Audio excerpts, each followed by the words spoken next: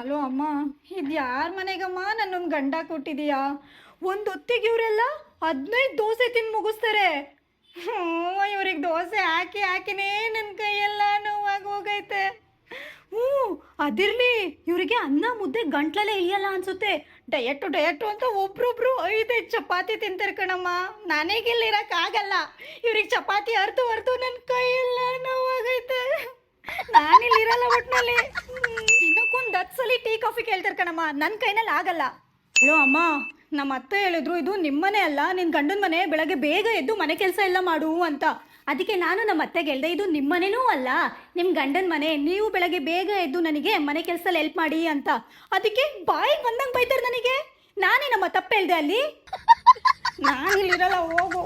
Hello ಅಮ್ಮ, ನಾನು ಚೆನ್ನಾಗಿ ಓದಿದ್ದೀನಿ ಅಂತ ತಾನೇ ನನ್ನನ್ನು ಇವ್ರ ಮನೆಗೆ ನೀನು ಮದುವೆ ಮಾಡಿಕೊಟ್ಟಿದ್ದು.